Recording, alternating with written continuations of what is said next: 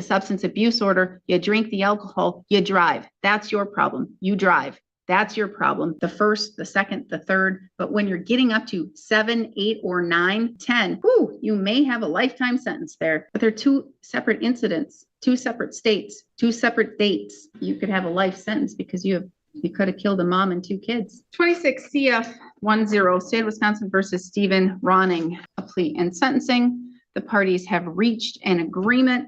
McLaughlin, can you recite it for the record? Yes, you're right. My understanding is that Mr. Ronning will be pleading guilty to count 1 in the information, operating a motor vehicle while under the influence, 7th, 8th, or 9th offense.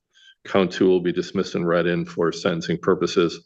My understanding is that both parties will be making the same recommendation that the defendant be sentenced to 3 years incarceration in the Wisconsin state prison system, but this sentence with any resulting extended supervision, the defendant, this sentence is recommended to the court to be run concurrent with his existing Minnesota sentence that he's serving in Olmsted County, or sentence out of Olmsted County. He's currently has been transferred here from the Minnesota prison system. Further, Your Honor, I did not discuss this raise this explicitly with the district attorney, but I would be asking the court to make Mr. Ronning eligible for the extended supervision program as part of this sentence. Because he was held without bond, I do not believe, therefore, he is entitled to credit, according to my understanding of Wisconsin sentencing statute. And as the court notes, as part of the defense sentencing for the court's consideration, the defense did submit a sentencing memorandum by my client service specialist, Miranda McClevey, on Mr. Ronning's behalf. Yep, it's red, it's marked. Thank you. What do you mean by extended supervision program? If he serves or if he has to serve any part of his sentence in the Wisconsin system and becomes earned release eligible, if there is any balance of his sentence that's less to be served, it would be converted to extended supervision. You mean ERPSAP, right? Yes. Okay. Sorry. That's what I mean by that. But if and only if he sat completely day for day, the mandatory minimum. Correct. Okay. Mr. McLaughlin, did you thoroughly go over the facts alleged in the criminal complaint with the defendant? Yes, Your Honor. I reviewed with the defendant the allegations that the arresting officer says that he pulled the defendant over because he was swerving in a public highway, deviating the center line, and that therefore, pursuant to Terry v. Ohio, there was a basis to stop, and that following his stopping the defendant for the reasons stated, there was more than sufficient indicia of odor of intoxicants, evidence of impaired appearance and as well as impaired driving. And in fairness to Mr. Ronning, he admitted that all of these facts were true. So therefore, Your Honor, pursuant to stipulation and review, there is more than sufficient factual basis within the narrative report to provide a basis for the charge as well as adjudication. Thank you. As to count 1, operating a motor vehicle while under the influence, 7, 8, or 9th offense, how do you wish to plead? Guilty. The court will find your plea of guilt is done knowingly, intelligently, and voluntarily. I'm going to find you understand your constitutional rights and what it means to waive and give up those rights. I'm going to find a factual basis to accept your plea of guilt. Based on that, I will find you guilty of count 1. Count 2 will be merged and dismissed, will be dismissed and merged in with count 1. The judgment of conviction will be entered today. Argument, Mr. Schmidt. Thank you. According to my ADA's notes, the court wanted to know Mr. Ronning's criminal history because he has connection to other states. And part of my argument for why the court should do the 3 and 3 out concurrent to Minnesota has to do with that. So I'll start with that. Mr. Ronning's criminal history shows he did 2 burglaries in the 80s, and then the rest of his history is drunk driving offenses and then various low-level misdemeanor offenses as follows. 1986, burglary, Wood County, Wisconsin. 1987, burglary, Douglas County, Wisconsin. 1996, disorderly conduct, Douglas County. 2002, Douglas County, operation after revocation. 2008, Douglas County, battery.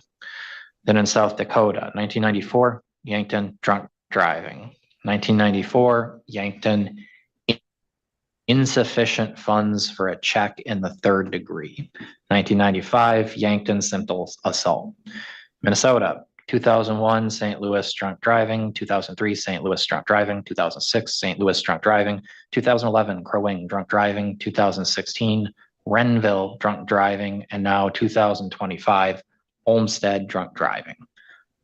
So basically what his record shows is that from 2016 until our case, he had no drunk driving offenses, showing a 10-year period where he was staying clear of it. Then he got the drunk driving offense here, where because of the nature of his criminal history and driving record being multi-state and mostly old, law enforcement misread it and thought this was only an OWI 3, which is how he got released. 6 days later, after our incident date, is when he got arrested for drunk driving on that Olmsted one, which he's already been convicted of. He was sentenced on May 6th of this year for that Olmsted one. They sentenced him to 46 months with credit for 157 days. The sentencing order indicates the minimum term of imprisonment is 2/3 of the executed sentence, which I believe is, I used a calculator, about 32 months. There's like a fraction, a very small one after that. So I think if the court follows this agreement, the end result is his sentence is going to be a little longer, and it might affect his eligibility for programming through Minnesota. I think running it concurrent also enables Minnesota us to send him back to Minnesota, and Minnesota shoulder the better programming.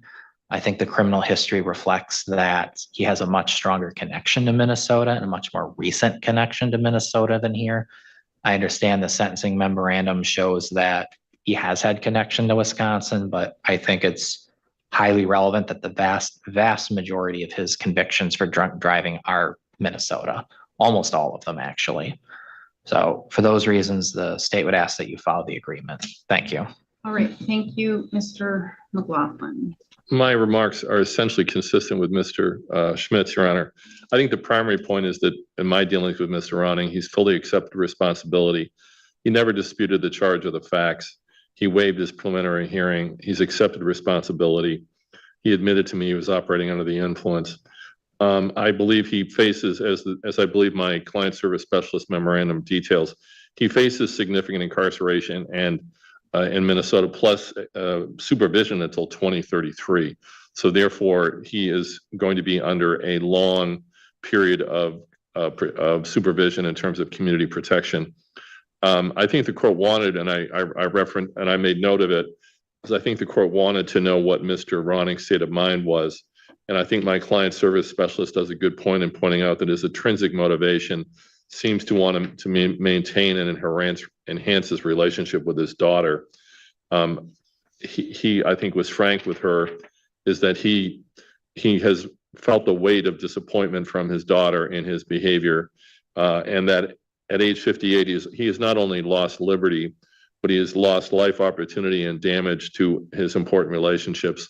And perhaps better late than never, but that he is coming at this late age in life, that he appears ready to want to change his behaviors and regain the balance of his life in a positive fashion. We in the legal system tend to call that aging out of the system, but really I think it means it reflects a realization, either because of the pain of what you've inflicted on yourself and your family, that the punishment component of your conduct is set in, and that it is a external motivation to change. So, Your Honor, I think in terms of, I think Mr. Schmidt has, basically he has these period of non-OWI related offenses in the 90s, but then after that, essentially it's a period of simply drunk driving offenses. Not that they aren't serious, but there was a serious gap in terms of previous convictions until recent. So therefore, Your Honor, for these foregoing reasons, and under, of course, the court is well aware of McCleary v. State and Gallion, our seminal Wisconsin sentencing laws, that we use the least amount of incarceration consistent with the triad of the need to punish, his rehabilitative needs, and the seriousness of the offense. I believe the joint recommendation of the parties meet the McCleary and Gallion factors, Your Honor, when taken into consideration of the totality of his circumstances with his current Minnesota sentence. Therefore, Your Honor, for those reasons, I'd ask the court to please adopt the party's joint recommendation. I feel it is appropriate. All right, thank you. Mr. Ronning, anything that you would like to add or you would like me to be aware of? I just want to note that I'm looking forward to my 6-month intensive treatment program that I have arranged. And I also arranged to be released into sober living as well, help work with my program. And that's about it. Yes. He previously mentioned to counsel, Your Honor, that there is a Minnesota intensive treatment program that he was motivated to try to obtain before he came over here, or came back here to be specific. I think that would be great if you do engage in something like that. I told you, and I fully believe your attorney has told you that there is a mandatory minimum here, no early release, 3 years, mandatory. And you understand that? Yes, I do. And so if you're out early from Minnesota, but even if I figure the 46 months, let's just say you sit the full 46 months, but at 2/3, that would only be 2.5 years of incarceration. You would still need to come over to Wisconsin to serve the rest of your sentence. Do you understand that? Yes. Okay. So, Mr. Ronning, I've read the memorandum. I've heard the arguments of both sides. I've heard your criminal history. You haven't had an OWI or DWI, as Minnesota calls it, since 2016, since you received ours. And then immediately thereafter, you received one in Olmsted, Minnesota.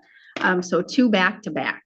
That makes it more serious. Had it only been 2016 until now, the 10-year gap, it could have been looked at as something different versus you were charged with this offense here, and then you were charged and convicted of another offense right after you were charged with ours. Operating while intoxicated is a serious offense, whether it's the first, the second, the third, but when you're getting up to 7, 8, or 9, I'm going to tell you, when you're getting up that high, and I'm going to say 10, you may have a lifetime sentence there. It may be the maximum possible penalty that somebody can sentence you wherever it is, because 7, 8, or 9 is saying you have an issue, you have a problem, and your problem is, and I'm going to tell you your problem is you have a substance abuse disorder, but your problem is the substance abuse order. You drink the alcohol, you drive. That's your problem. You drive. That's your problem. You drive. Now, have you had a substance abuse problem and you want to drink yourself until your liver fails? Good, great, grand. That's up to you. That's your choice. You get behind a wheel, you drive. That's your problem. That's a crime. And that's why we have 7, 8, or 9 and whatever you were charged with in Olmsted. It's extremely more serious. It's extremely more serious. We've had people with OW1s who have killed people, or OWI2s who have killed people or significantly injured somebody. You're just so super very lucky that no one was injured and no one was hurt. I do understand that you want to change. You're trying to change. You're 58 years old. You should have figured that out by now, for a better path. And you have to. Otherwise, somebody could die. God forbid, an innocent person. I think that you are a risk to our community, and it's shown just in this offense alone and that conviction. But hopefully you're going to stay in Minnesota, even after you're released in Wisconsin. Don't come back, okay? I'm just going to warn you right now, don't come back to Burnett. I don't want my community at risk. And I understand the reasoning behind it. You are accepting responsibility right away, but you don't want to be punished more. You want the good old deal of serving the times together. But they're 2 separate incidents, 2 separate states, 2 separate dates, 2 separate times you drank intoxicating beverages beyond the legal limit and put people at risk. 2 separate, all the things. So I just can't see that this is something that should be sat concurrently. I don't know if it matters if I do it concurrent. You're going to be able to get out of Minnesota early with some types of programs, but again, you're not getting out. You're going to come to Wisconsin, you're going to sit your time, you're going to have a sentence. With regards to this matter, the court does believe it is far more serious than 3 years in, 3 years out concurrent, because I'm going to sentence you to 4 years initial confinement, 5 years extended supervision, You need more oversight on the end, and that means 5 additional years that can hang over your head, and you can sit more time in prison in Wisconsin if you do violate and you get revoked and sent back to prison. Very good reason to try and figure things out and go to the rehabilitation and treatment place. Because again, the next time you could have a life sentence because you could have killed a mom and 2 kids. The court is going to assess $5,523 in fines and fees plus a $10 blood draw fee. And even then, you're getting the benefit of the doubt. I'm only using the fines and fees for the 4th offense, simply because I'm going to tell you, it's so hard to calculate and you're not going to pay it anyway. My gut's telling me that you don't have the money to pay it off anyway. I think that covers everything, Mr. Schmidt. Did the court make a finding on eligibility for SAP or ERP? The court will make you eligible for early incarceration only after it has been shown that you have had 3 complete and full years in custody. No release earlier than that. And that can be calculated using time in Minnesota, including time in Wisconsin. But you must sit 3 full years before you're eligible for any earned release programming. Second, is the court ordering it concurrent or consecutive? I said concurrent.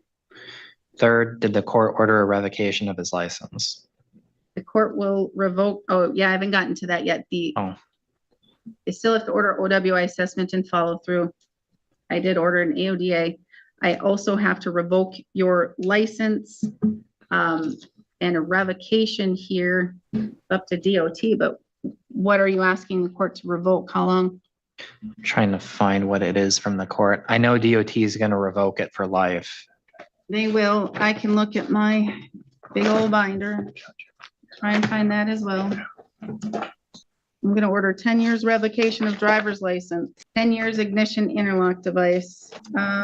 Nope. All it says is holy guacamole. I think it might be 4. It is not. It's revocation of 2 to 3 years, I think. 3 years of revocation of driver's license, 3 years of ignition interlock device. Holy guacamole.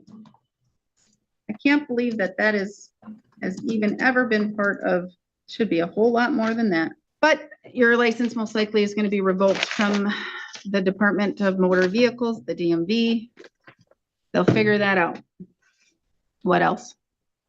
That's all from me. Mr. McLaughlin. Your Honor, I just want the court to make the finding, as I believe you already have, that because Mr. Ronning was under an existing executed Minnesota sentence at the time, that he therefore is not entitled to sentence credit in this case, and that's a part of our record. That there's no sentence credit for here? Yes. Yes, there's no sentence credit for here. And therefore, Your Honor, because the court has, Mr. Ronning understands that you've gone above the joint recommendation, but because you have recommended it concurrent, Mr. Ronning has told me, has given me authority to say that he is not at this time dissatisfied with the court's ruling.